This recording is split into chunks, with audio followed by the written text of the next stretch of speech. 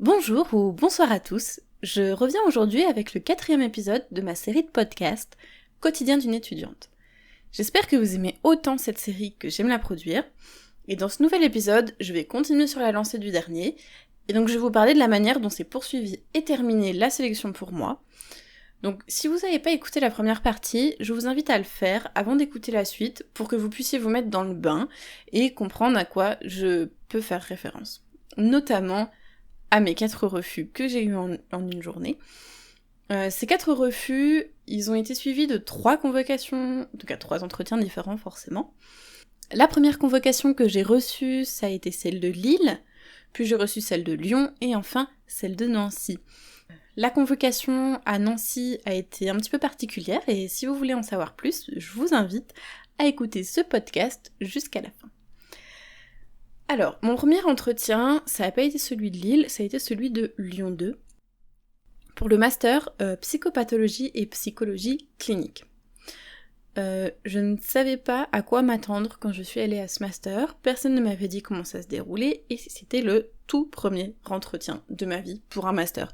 Donc un entretien pour un master, c'est pas vraiment comme un entretien d'embauche, puisque là les motivations sont bien différentes, c'est des études, donc on teste si vous avez les bonnes connaissances, si vous avez forcément les bonnes motivations, et si vous êtes capable en fait d'entrer dans ce master tout simplement. Donc c'est pas vraiment pareil que tous les entretiens d'embauche que j'ai pu passer jusque-là. Il y a une grosse pression, puisque si j'ai pas de place en master l'année prochaine, c'est compliqué pour moi. Je sais pas quoi faire. Avec une licence de psychologie, on ne travaille pas, donc il faut au minimum un master. Mais si personne ne prend dans son master, c'est compliqué, et c'est un petit peu tout recommencer à zéro, on va dire. Et c'est dommage, surtout quand vous faites quelque chose que vous aimez particulièrement. On m'avait rien dit, non seulement dans ma fac, en fait, voilà, les profs ne m'avaient pas forcément préparé à cet entretien, mais en plus, c'était la première année que pour ce master, il y avait un entretien, donc même ceux qui ont été pris l'année dernière pour ce master n'ont pas pu nous dire à nous ce qui allait nous attendre, ce que les jurys allaient vouloir entendre, comment ça allait se présenter, quoi. Voilà. Il y avait plusieurs jurys pour ce master, donc en fait on passait, on était 5 pour un jury de 2 personnes, donc en gros on passait à la suite. Les jurés étaient 2, et voilà, on passait chacun notre tour, sans ordre prédéfini. Donc en fait, comment ça s'est passé cet entretien ? Ça s'est très mal passé, déjà, je vous l'annonce avant même de vous dire le contenu, mais ça s'est très mal passé. Le jury se présente, et ensuite c'est à moi. Donc là en fait on sent qu'il va falloir dérouler, mais vraiment, que le jury va pas poser de questions forcément, qu'il va pas nous interrompre, et qu'il faut tout dire. Donc ça déjà c'est stressant, parce qu'en fait il faut rien oublier. Moi j'étais pas forcément préparée à me présenter sur la longueur, je pensais qu'ils allaient avoir mon dossier, ils n'avaient pas mon dossier devant eux, donc si j'oubliais des trucs, c'était de ma faute, si je disais un truc de travers, c'était de ma faute, peu importe ce que j'avais mis dans mon dossier et qui m'avait permis d'être sélectionnée en fait, voilà. Quand je dois dérouler tout mon parcours, c'est assez simple, mais ensuite il faut parler des motivations, il faut parler des formations qu'on a pu faire, il faut essayer de montrer au jury qu'on a les connaissances pour intégrer ce master en fait, et donc ça c'est assez compliqué. En plus mon jury était horrible, vraiment. Il jouait sur les mots, il jouait de son autorité aussi. Enfin vraiment on voyait qu'il était là pour me déstabiliser, pour me rabaisser, pour que j'arrive à me défendre en fait, sauf que avec le stress et avec cette position d'autorité qu'ils ont sur moi, le fait que c'est un peu eux qui vont décider de mon avenir, franchement j'étais pas bien du tout. Pour vous dire, je l'ai très mal vécu. Je suis sortie de là en me sentant affreusement nulle, et j'étais très déprimée. J'étais vraiment au fond du trou, sans motivation pour rien. J'avais l'impression que quoi que je fasse, je ruinerais mon avenir, que j'étais capable de rien. Et voilà, enfin ça m'a vraiment déprimée, et j'ai pas trouvé ça normal de sortir déprimée d'un entretien pour un master. Donc pour moi, c'était sûr, je ne l'avais pas. C'est vrai qu'avec ce genre de jury, on sait pas forcément, parce que peut-être qu'on s'en est bien sorti, peut-être que non, voilà. Et surtout, moi, je m'étais mis une grosse pression à ce moment-là, c'est ce que je vous disais, on joue son avenir, donc ouais, c'est ultra stressant. Si vous voulez, certains disaient qu'ils essayaient de nous déstabiliser pour savoir comment on se comporterait face à un patient qui pourrait nous déstabiliser, mais on est d'accord que c'est pas du tout la même situation, d'une part, et d'autre part, on ne joue pas notre avenir quand on rencontre un patient, je suis désolée. Là, en plus, le jury a autorité sur nous, c'est ce que je disais tout à l'heure. Donc non, enfin pour moi c'est pas représentatif en fait, clairement. Voilà, ça a été pour l'entretien de Lyon. Le lendemain de l'entretien de Lyon, j'ai eu mon entretien à Lille pour le master psychologie et justice. Voilà, je vous disais que c'était les masters que je voulais absolument. Cet entretien était très bien passé. J'ai eu un très bon feeling avec le jury. Seul petit problème avec le jury, quand je suis rentrée dans la salle, ils étaient 6. Voilà. Donc je m'attendais pas en fait et ça m'a fait waouh. Je me suis dit ils sont beaucoup là, je vais devoir me présenter, je vais devoir parler à 6 personnes en même temps. Moi j'arrivais pas forcément à regarder tout le monde, c'était assez compliqué. Mais voilà, une fois la surprise passée, on va dire, j'ai très bien réussi à me présenter, à présenter mes motivations, à dire ce que je voulais faire, etc. Et cette fois, surtout, j'avais répété ma présentation, parce que oui, je savais ce qui m'attendait du coup, puisque j'ai déjà fait un entretien à Lyon la veille, et que le lendemain, je me suis dit, ils vont sans doute me demander de me présenter, donc il faut que ce soit fluide, il faut que je sache ce que je vais dire, quelles sont mes motivations, parce que, bon, vous savez quelles sont vos motivations, mais quand il faut le dire à ce moment-là, devant 6 personnes, dans une situation un peu stressante quand même, où vous jouez votre avenir, c'est compliqué, voilà, de se rappeler de tout et de dire ça correctement. Donc j'ai répété ma présentation, et j'ai essayé de rien oublier entre mon projet pro, mon projet de recherche, mes formations et mes motivations personnelles. Voilà. J'ai su répondre à toutes les questions qu'ils m'ont posées. Ils m'ont pas mal demandé si je me voyais faire le métier que je voulais faire, par rapport à mon projet de recherche, où est-ce que j'avais trouvé mes sources, sur quoi je me basais pour dire ça. Donc ça a été assez facile parce que ça je le savais en fait, voilà, j'avais bien relu en plus mon dossier juste avant, donc j'avais bien en tête les réponses aux questions qu'ils pouvaient me poser, voilà. C'est sûr, on sait pas toujours ce qu'ils vont nous poser comme question, mais on se doute que si on a mis quelque chose dans notre projet de recherche, et en plus si on leur en parle, oui, ils vont nous demander, ils vont nous poser des questions là-dessus, c'est obligé, voilà. Donc moi je suis ressortie de cet entretien en me disant c'est bon, ça s'est super bien passé, en me réjouissant pas trop vite non plus, parce que bon, tant qu'on n'a pas le mail comme quoi c'est bon, on est accepté, on n'est pas sûr d'être accepté. Mais je me suis dit, franchement, ça sent bon, moi je le sens bien. Pour moi, dans ma tête, c'était soit Lyon, soit Lille. Lyon, ça avait été catastrophique, et je me suis dit, ce sera sans doute Lille. Je me disais tellement, ce sera sans doute Lille, que j'avais commencé à regarder un peu les apparts qu'il y avait sur l'île, à me renseigner sur le marché de l'immobilier en fait, voilà.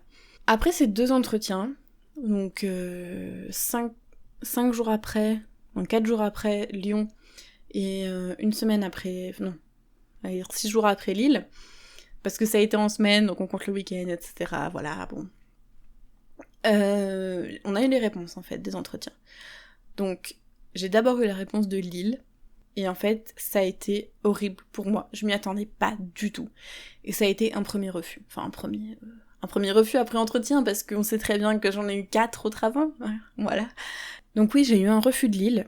Et ça m'a vraiment atteinte parce que, en fait, je m'y attendais pas du tout. Comme je vous disais, ça s'était très bien passé pour moi. Et je pensais vraiment être prise là-bas. Donc ça a été compliqué. Ça a été très, très déprimant, et je me suis dit mais en fait j'aurai pas de master et ça va être affreux, et qu'est-ce que je vais faire de ma vie en fait. En plus j'avais pas trop d'espoir pour Lyon parce que certains avaient déjà eu des réponses, moi non, et vu comme mon entretien s'était passé, pour moi c'était un refus, clairement.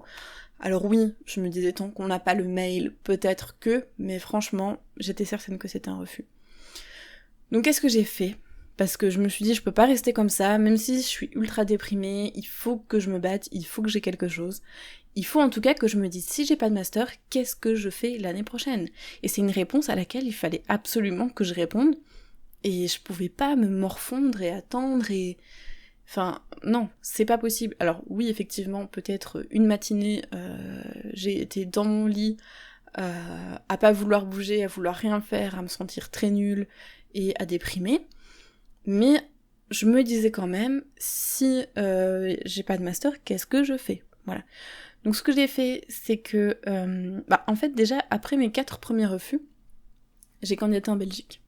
Il faut savoir que la Belgique, il n'y a pas de sélection entre guillemets, dans le sens où si on a une licence de psychologie, on rentre en master. Là, il y a beaucoup de Français qui font ça, parce que justement la sélection c'est une catastrophe en France, et qui vont en Belgique. Donc en Belgique, ils ont mis des conditions minimum, du style 12 de moyenne sur toute votre licence, ou au moins la dernière année, pas de notes en dessous de 7, ce genre de choses. Bon, selon les facs, ça change beaucoup. Je sais que Bruxelles est assez sélective, tandis que Liège et Mons, un petit peu moins, quand même, mais un petit peu moins. Mons, il me semble que ça doit être 11 de moyenne minimum, voilà, et il n'y a pas forcément de note en dessous de la moyenne qui soit rédhibitoire, donc voilà. Il faut se renseigner là-dessus. Je vous le dis tout de suite si jamais ça vous intéresse, mais quand vous allez en Belgique, vous gardez les bourses du Crous. Mais il n'y a pas d'aide au logement, donc ça c'est très important. Les loyers sont un petit peu moins chers, mais voilà, vous payez plein pot, quoi. Donc, j'avais candidaté à Liège, j'avais été acceptée à Liège, sauf que Liège, c'est loin, et c'est pas forcément l'université que je voulais. Et donc, en même temps que Liège, j'avais candidaté à Mons, sauf que Mons, vous faites votre candidature en ligne, mais ensuite il faut l'envoyer en papier. Et je me suis dit, je vais attendre les réponses de Lyon et de Lille, parce que si je suis prise à Lyon ou à Lille, je vais à Lyon ou à Lille, et j'envoie pas mon dossier parce que ça coûte cher quand même d'envoyer son dossier, enfin je veux dire, il faut imprimer, je sais pas, plus de 30 pages, moi j'avais plus de 200 grammes de papier, je me suis dit il faut que je l'envoie en suivi parce que c'est hors de question que mon dossier se perde, en Belgique, donc enfin voilà, ça coûte un petit peu, enfin moi ça m'a coûté 11 € à la poste, et après je sais pas parce que j'imprime chez moi, mais si vous payez l'impression, voilà, c'est un petit coût quoi, et si vous avez pas énormément de budget comme moi, ça se réfléchit, voilà. Donc j'ai envoyé mon dossier à Mons et je me suis dit comme ça, c'est fait, il est envoyé, j'attends la réponse de Mons, et si je suis prise là-bas, je vais là-bas en fait. Le même jour j'ai reçu mon refus pour Lyon.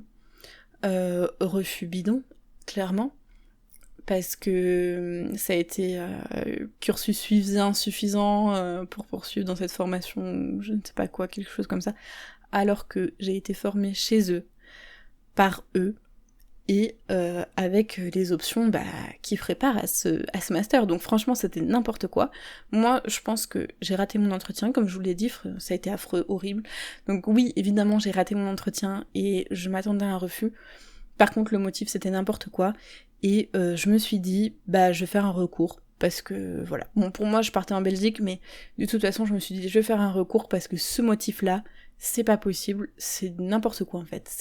Enfin moi je l'accepte pas. Donc quand je parle de recours, c'est un recours gracieux auprès de la fac, où j'aurais envoyé, parce que je ne l'ai pas fait, mais où j'aurais envoyé une lettre en leur disant de réexaminer mon dossier, en leur demandant de réexaminer mon dossier, très gentiment, voilà, et de me redonner une décision en fait, voilà. Donc vous pouvez faire un recours gracieux, ensuite un recours litigieux, et un recours au rectorat si vous avez eu que des refus dans tous les masters auxquels vous avez candidaté en fait. Et il faut avoir candidaté à plus de 2 masters je crois, ou 3 masters minimum en fait, pour faire un recours auprès du rectorat. Donc mon dossier à Mons, je l'ai envoyé pour le master de sciences psychologiques avec la spécialité psychologie légale, puisque c'est ce que je veux faire. Voilà, et c'est pour ça que ça m'intéressait plus d'être à Mons qu'à Liège. Le jour où j'ai envoyé mon dossier à Mons, à 19h, j'ai été appelée par la fac de Nancy, voilà, pour passer un entretien pour le master psychologie légale. Franchement, je m'y attendais pas du tout. Je savais que les convocations étaient aujourd'hui par téléphone, mais moi je me suis dit je serais pas appelée, de toute façon je vais être refusée, parce que là où j'avais envoyé ce dossier, j'avais été refusée. Donc les 4 premiers refus que j'ai eus, c'était avec le dossier que j'ai envoyé à Nancy. Et je vous ai dit que suite à mes refus, j'avais modifié mon dossier, et donc j'avais été prise en entretien à Lille, donc je me suis dit, voilà, il y a quelque chose qui va pas dans mon dossier, il n'était pas assez travaillé, donc Nancy, ce sera un refus et ce sera sans surprise. Quand ils m'ont appelé pour me convoquer à l'entretien, j'ai demandé si je pouvais le passer par Skype. Ils m'ont dit que non, parce qu'ils voulaient rencontrer les candidats en vrai. Voilà, c'est ce dont je parlais dans le précédent podcast. Et donc je n'ai eu que 2 jours pour trouver comment faire l'aller-retour dans la journée, sans que ça me coûte non plus un rein. Donc j'ai fait du covoiturage, j'ai fait plus de 8 heures de voiture dans la journée, en plus de l'entretien. J'étais crevée, mais vraiment crevée, voilà. Donc je suis allée à Nancy pour passer l'entretien pour le master psychologie légale. Moi je me suis dit de toute façon j'ai que des refus, c'est soit ça, soit la Belgique, et je voulais quand même vraiment tenter la France parce que, comme je vous disais, en Belgique vous avez pas d'aide au logement, vous avez pas d'aide au logement, c'est un peu plus compliqué, c'est plus loin que Nancy pour moi, et voilà, je voulais rester en France, finir en France, et puis partir à l'étranger plus tard, quand moi je l'aurais décidé, et pas parce que on me refusait en France, clairement. Cet entretien, il s'est super bien passé. Sauf qu'en ressortant, je me suis dit non, franchement, je veux pas y croire. Je veux pas être déçue une énième fois, me dire que c'était bon et en fait non. Je vais pas me faire de film, je me dis voilà, je l'ai passé. De toute façon, je pense que ça s'est relativement bien passé, mais ça veut rien dire puisqu'à Lille, ça s'était super bien passé. Et donc, je me suis dit, écoute, pour l'instant, l'année prochaine, tu seras sans doute en Belgique. Voilà, c'est tout ce que je me suis dit. En plus, j'avais reçu le mail comme quoi mon dossier était bien arrivé à Mons. Donc voilà, franchement, je me suis dit, ça va être la Belgique pour moi. Et puis voilà, et là, j'ai passé l'entretien parce qu'il fallait que je le passe, mais c'est tout. Comment ça s'est passé à Nancy ? Alors en fait, moi, j'étais convoquée à 15h30.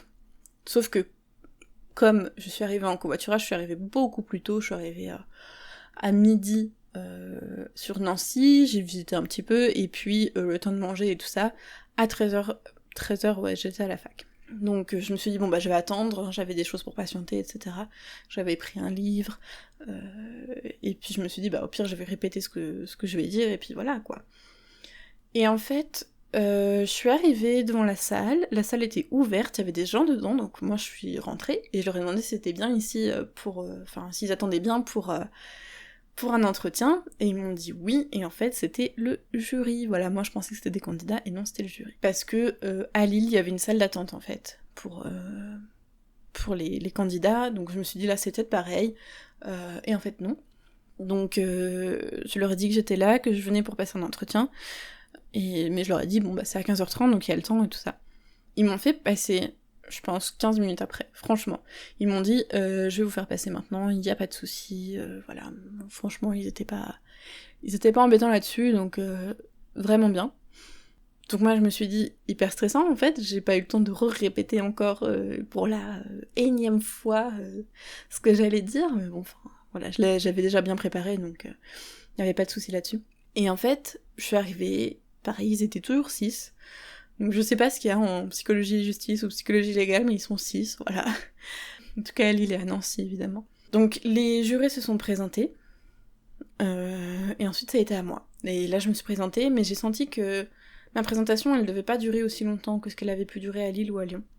J'ai senti qu'ils avaient beaucoup de questions. Déjà, ils avaient mon dossier sous les yeux, chose qui n'était pas le cas à Lyon et à Lille. Donc ils m'ont posé vraiment des questions précises sur ce que j'avais dit dans mon dossier, là, pourquoi vous avez dit ça, j'ai vu que vous avez fait des formations, et parlez-nous-en, etc., etc. Voilà. Ça a été plus vivant, on va dire, que les autres entretiens. J'ai senti qu'ils échangeaient vraiment beaucoup avec moi. J'ai eu aussi 2 questions théoriques, je m'y attendais pas, parce que dans les autres entretiens, j'en ai pas eu. Mais là, on m'a demandé mes références en psychopathologie, et comment Bergeret décrit l'état limite. Voilà. Donc visiblement j'ai plutôt bien répondu, ça va. Mais je m'y attendais pas, donc en fait je m'étais pas forcément remis en tête ces choses-là. Je l'avais fait avant Lyon, parce que vu que voilà, on savait pas comment ça allait se passer, peut-être qu'il y aurait des questions théoriques, mais pas du tout. Et à l'entretien de Nancy, on m'a aussi demandé beaucoup de choses, quelques choses sur moi-même. Par exemple, si j'étais prête à emménager à Nancy, si j'étais prise à ce master-là. Donc évidemment, oui, je suis totalement prête à emménager sur Nancy. Mais c'était des questions qu'on m'avait pas posées avant, donc ça m'a un peu surprise. Et ensuite, on m'a dit que la journée de pré-rentrée se ferait le 11, avec une soirée de pré-rentrée, le même jour. Et que le début des cours se ferait le 16, et qui pointerait pas en fait à la journée de pré-rentrée, parce que moi je leur ai posé la question, puisque je travaille jusqu'au 11. Donc voilà, et ils m'ont dit non, vous embêtez pas, prenez le temps d'arriver, etc. si vous êtes prise. Voilà. Pour moi, ça voulait tout dire, en fait, ça voulait dire que je serais prise et enfin qu'il n'y avait pas de question là-dessus, sauf que je voulais vraiment pas m'emballer, et je me suis dit non, pas de faux espoirs, rien, ça se trouve elle dit ça à tout le monde, je me suis pas fait de faux espoirs, et le soir même, j'avais la réponse et j'étais prise, voilà. Donc je suis prise à Nancy, l'année prochaine je vais là-bas, dans le master de psychologie légale qui est un de mes premiers choix avec Reims qui m'a refusé directement, voilà, sans même me mettre sur liste complémentaire ou me faire passer un entretien. Donc je suis hyper contente, parce que ouais, c'est un master que je veux vraiment, c'est un master qui a l'air super cool. On n'est pas beaucoup dans la promo, on doit être une petite douzaine je pense, quinzaine plutôt même, voilà. Et voilà, j'ai juste très hâte de commencer ce master. Dans le prochain podcast, je vais vous parler de comment va s'organiser mon déménagement, de la visite des appartements, parce que moi je suis sur Lyon, et je suis sur Lyon jusqu'au 11 septembre, et les cours commencent le 16, voilà, donc il va falloir que je cherche très rapidement. J'ai déjà des petites idées, etc., mais il va falloir que je visite, que je me positionne, et que j'ai quelque chose en fait pour quand j'arriverai sur Nancy. Je vais vous parler aussi de l'inscription administrative, du changement de région. Bon, j'ai déjà fait un changement de région, vous le savez. Et je vais parler avec vous aussi de ma réflexion sur le pré-étudiant. Voilà. Parce que l'année prochaine, je suis en master, je n'ai pas forcément le temps de travailler à côté, surtout avec les stages, etc., la rédaction de ma maîtrise. Donc je réfléchis à ça, voilà. D'ici là, je vous souhaite une très bonne journée ou une très bonne soirée selon l'heure à laquelle vous m'écoutez, et je vous retrouve très prochainement dans un nouvel épisode de cette série de podcasts.